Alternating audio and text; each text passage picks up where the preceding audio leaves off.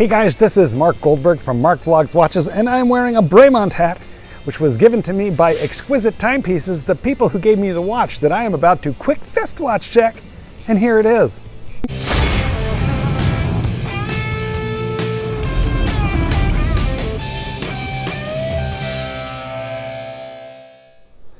Today I'm wearing the subject of our video, which is the Grand.Seiko Spring Drive Diver SBGA229 in 200 glorious grams of stainless steel. Guys, we got some quick impressions to talk about. It's been 24 hours on the wrist. I've barely removed it, so let's chit chat. First, I mentioned Exquisite Timepieces. Thank you guys over there for the good buying experience on this watch. Yes, I paid for it, but quite frankly, I'm liking it.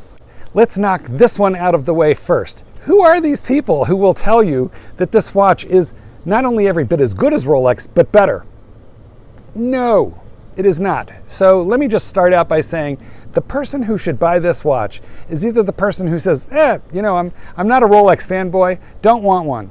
Or the person even who says, gee, I really would like a Rolex, but it is just out of reach. I'm not gonna wait a year on the waiting list and I don't have the money. In which case, this at $6,000 retail and sometimes available with some discounts depending on where, it might be a decent bet for you. However, if you're the guy who's just a little bit impatient and what you really wanted was a Rolex, I urge you to wait. Now, if you've got your Rolex already and you're wanting to branch out a little bit, or you just have something against the Rolex brand, or you're really an admirer of fine Japanese craftsmanship, let me tell you something, it's a pretty cool watch. So give me a little bit more time and I will certainly be making more extensive videos about my experience with the grand.Seiko Spring Drive. But let me just cover a few things that I can tell you after having literally showered in it, slept in it, and worn it 24 hours straight from the time that I filmed the unboxing video. By the way, if you haven't seen the unboxing video with my literal first visual impressions of the watch, I'll put the link to that in the description of this video. Okay, so the very first thing I can tell you is look at it, it is big. This is a 44 millimeter by 13 something watch. So it is big and relatively chubby, although compared to the James Cameron, it is thinner. When I first opened the box and started kind of laying eyes on the watch, all I could notice was a couple of things that are very different from what I would normally see in a Rolex. So it is very hard to tell in video, which is of course what you're watching right now. But I watched every video available on this watch. And what I could tell you that doesn't quite come across when you're seeing video is the size of that dial. It's just, that dial is big. And I suppose it's because the dimensions of the watch at 43 millimeters are generous and the width of this bezel is not extreme. Now, the proportions are pleasing to the eye, but the first thing that I would say is the hour markers seem kind of small to me given the amount of open dial space that is available. So I would like to see those a little bigger. Now, does that mean it's difficult to read the time on the Spring Drive, on the grand.Seiko? No, it's super easy. So why do I think that? Well, it probably because I'm so used to the giant hour markers on the maxi dial of modern Rolexes. So it could be that my eye is just trained to look for that giant round hour marker. You know, and so maybe that's a brand preference kind of thing. Maybe my eye has just been trained that way. It's just that, and I've gotten used to it, and literally I'm looking at it in the camera and I can't tell the same as when I'm actually looking at the watch, but it just feels like there's an awful lot of empty black space on that dial. Some people are going to like that, other people will feel that this looks just a little too big and empty, but I don't know why. For some visual reason, it never shows up as visually imposing and large in video or photograph as it does when you're looking at it with the naked eye. Now, let's jump right to the elephant in the room, which is the clasp. The clasp, which is, the clasp on this side is extremely thick, all right? And by thick, I don't mean actually that any metal component of the dial is really heavy and thick, because weirdly it's the opposite. I'll take it off and show you in a minute, but it's got a lot of kind of thin bits. But there are a lot of layers here which add up to a relatively thick on the wrist clasp. Now, that hasn't really caused me a whole lot of problems, I gotta say, and maybe it helps to counterbalance the weight of the watch, which we're gonna talk about that in a little bit more detail in a second. But I am a little bit concerned that I'm going to get massive desk diving problems with this, and I don't know if you can tell. Let's see if we can. I don't know if you're gonna be able to see this, but right on the, not on the GS Grand Seiko embossed portion of the clamshell, but on that longer piece that has the double deployant pushers on it, there is already a scratch. So I have a feeling that with any regularity, you know, this is just likely to get, you know, banged up on stuff, which is a shame because it's nicely embossed. Okay, so it's a little bit thick, and I find that, you know, just like a little bit weird, honestly. Now, it's functional. This clasp is functional as hell, but I feel like the dimension of it just feels weirdly, you know, thick. Okay, now let's take it off and show you other bits and pieces of this clasp that I think bear attention. First of all, you know, if you own any other Seikos, like a Seiko Turtle, a Seiko Prospex, you know, anything in that line, you'll be familiar with their really rattly bracelets, and this is an awful lot better than this. Okay, so I have no objection to the overall bracelet. In fact, I feel like it's super high quality. It feels tremendous on the wrist. Visually, it's kind of similar to the Seiko Turtle bracelet, but it's just constructed with a great deal more care and better craftsmanship in this, so you won't really be disappointed in that. Unlike a Rolex, these links are held together with pins and collars. I advise you against sizing this bracelet yourself, unless you're an expert with you know, little friction pins and collars, because you're going to want the correct little fixture, a watch fixture. You're going to want the right little tiny hammers, and you're going to want the tweezers. Let me tell you what, guys, don't do this yourself. I paid my watchmaker 10 lousy bucks. We chit-chatted. It took him like 6 minutes to do it, and it fits great, and I have all my bits and pieces, and I didn't tear my hair out or throw this watch through a window. Don't do it at home. I'm telling you right now. Let me just save you the time and the trouble. Go to the watchmaker for 10, 12, 5, wherever you live in the world. Just have somebody else do this for you who is really familiar with friction pins and collars, unless you, sir, are a Seiko bracelet sizing expert. Don't try this at home. Okay, now that out of the way, this portion of the clasp, it's stamped metal. It's skinny, it's thin, it's unfortunately thin. And I would say the same is true of you know, this piece here. When you look at it, it's stamped metal. I just find that a little bit weird, don't you? Remember, the watch retails, MSRP is $6,000.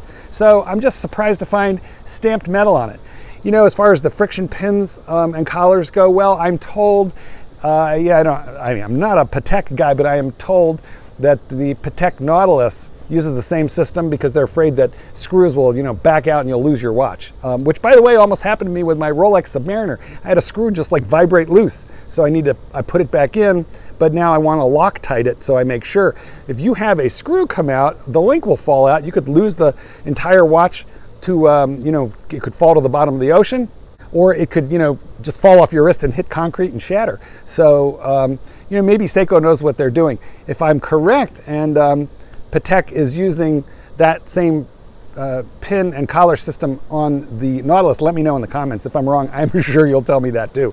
I just find it a little weird that the clasp is like super thick, you know, from this dimension to this dimension. Then when you open it up, you know, some of the individual pieces are, you know, thin. It's just the design, okay? It's the design elements, how they work. Now, you can see all these ratchets here, so this is kind of industrial looking. I find that cool, so I don't object to that. The way the dive extension or micro adjustments for the clasp work is you pull the clamshell back, and that releases, push it back, and that releases this portion of the clasp, okay?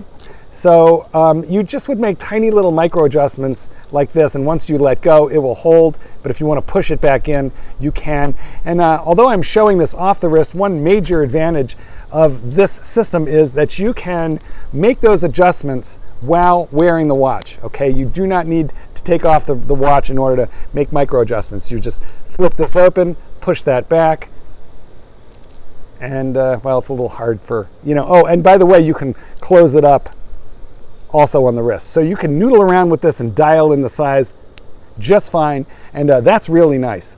Also, well, let me take this off to show you. Also, there's further micro adjustments right here, you know, the kind of thing that you would do with a toothpick. Never use a push pin, never use a paper clip, or you will scratch up the flank of your clasp. Just use a toothpick. Okay, so you can put this wherever you want it. I have it on the smallest setting because, you know, it's just the way it fit me better. Now, this glorious 7¼ inch wrist tends to swell and contract depending on whether I'm in heat, humidity, air conditioning. So I love the fact that there are multiple ways to adjust the size of this watch. And there's just two other points that I want to talk about that have really impacted me in my first 24 hours in the watch. And the first one has to do with the weight. The weight is actually a little bit more than the weight of my 50th anniversary 43 millimeter Rolex Sea Dweller. This is heavier, but it's more comfortable. It's more comfortable. The way this lug profile turns down, it is wrapping the wrist, whereas the Rolex is kind of straight and therefore it might rock a little bit on the wrist. This thing just lays super comfortably. So when you watch my unboxing video, you know, as I'm unboxing the watch and looking at it, I'm seeing a couple of design elements that kind of trouble me. The thickness of the clasp, the turning action of the bezel, which is okay, but it's not brilliant. And at this level, I would have expected brilliant. It's okay. The Rolex, far superior. I think the Rolex is the bezel by which all other bezels must be judged, and they have completely spoiled me. I've never felt anything like a Rolex bezel. If you are a watch manufacturer and you are watching Marc Vlogs watches right now, why don't you just get into the lab and figure out how Rolex has done it and then, you know, make it happen. Maybe they've patented the system, but anyway, this is like okay, but it's not as good. However, so as I was unboxing it, I was looking at it and thinking, who said this was better than Rolex? Who said this feels better than Rolex? And but then I put it on. And really, honestly, in the second I put it on, everything changed. I started to love it. Okay, so I could tell you, I can sleep in this watch, I can adjust it. This is a little thick, but you quickly get used to that. It's certainly not overly heavy, at least the way it balances on the watch. It is a big piece of glass. I'm touching it right here, and what I could tell you is, holy cow, I feel like a window washer, constantly like, I want to carry a squeegee around. This is a big piece of sapphire crystal here right now, and for whatever reason, it seems to attract quite a lot of smudges. Maybe I'm just a messy kind of guy, so I find with some regularity, I find myself going, you know, do you do this? Tell me in the comments, am I the only crazy watch nut out there who cannot bear to see a smudge? Okay, so that's on the sapphire crystal, you know, so it's a little bit of a smudge magnet and you're going to want to stay on top of that. Now, I got my grand Seiko SBGA229 in steel, mostly because I feel that titanium is too dull. I know they Zaratsu polish even their titanium, but titanium is gray, whereas stainless steel is bright, and that's just a color combination that I much prefer. So, Seiko is famous for what they call Zaratsu polishing. Now, let me tell you what that is. Most luxury watches are polished. They have high polished surfaces, and they have brush surfaces. This is very common on all watches, but in the case of Grand Seiko, rather than having robotic polishing machines, this is polished. All these little edges, these nooks, these crannies, these bevels. There's a lot of complicated architecture here that's pleasing to the eye on the case flanks and lugs. The polishing is done by an individual craftsman with a buffing wheel. So Zaratsu polishing just means hand polishing on a buffing wheel by somebody who knows what they're doing. It's funny to me that they had to come up with some fancy term, Zaratsu polishing, to make, in the forums, guys, I'm now a Grand Seiko owner. I like my Grand Seiko. I'm gonna make a little fun out of the term Zaratsu polishing because it's handcrafted polish. And does it look good when you look at it? Yes. Do I look at this and just get lost in my Zaratsu polishing? No. Who are these people? Like, who are these people who are mesmerized by distortion-free Zaratsu polishing? They tell you distortion-free. Well, I mean, okay, You know, can I see myself in my Zaratsu? Yes, I can. Does it look like a funhouse mirror? No, it doesn't. So honestly, that's relatively impressive because it's got curved sides. But let me tell you what's going to happen. When you wear your Zaratsu polishing in the real world, it's going to get covered in fine, micro, tiny scratches. It's going to pick up the normal little scratchies. If you have any watch with a high polished flank that you have worn for any length of time, take it, clean it up with a microfiber, and then tell me that it's perfect. It isn't perfect. Now, if you have a normal luxury watch brand, you can just take a Cape Cod cloth, clean it up, and then it'll look pretty much as good as the day you bought it.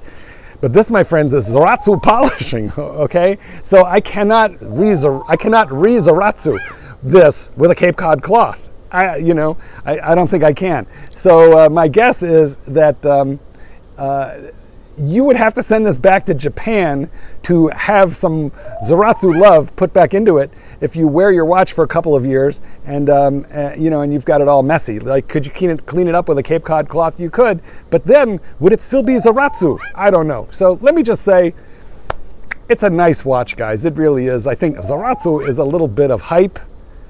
And good for Grand Seiko for coming up with, with something to sink their teeth into and get people talking Zaratsu polishing. It's nice. You know what? It's nice. But I don't feel that the quality is quite as high overall as a Rolex. Those are just my first impressions. I'm going to sum it up like this. I'm glad I have this. I hope I keep it. Guys, I'm really only about 24 hours in. And those of you who know me and you know my channel, you know that I have commitment issues. And sometimes I think I'm going to keep a watch and I love it. The first 24 hours, it's too soon to tell. The first week, it might even be too soon to tell. In a month, I will know. Am I just having a mad, passionate love affair? Am I simply infatuated with the Grand Seiko? Or do I really like it? And will I really keep it? I can tell you this, I will not be selling off my Rolexes because now I have a Grand Seiko. I will say, I'm fairly impressed. I like it. It has some things that I like less than, but the wearing experience is making up for a lot. And the funny thing is a little bit the opposite when it comes to certain Roli, which is the technical plural of Rolex. The Submariner wears phenomenal, but it's much smaller than this. If you want something with giant wrist presence in a dive watch, you've got to go up to the 43 millimeter Sea Dweller. And frankly, this watch, although a little bigger and a little heavier, wears better. Gotta say, I'm a Rolex fanboy, but I'm gonna give it to Grand Seiko. You made me wear a giant watch comfortably. Okay guys, what do you think? Have I gone crazy? Grand Seiko. It's pretty grand, but it's still a Seiko. Am I gonna take some flack for this in the comments? I think so. Goldberg, peace out.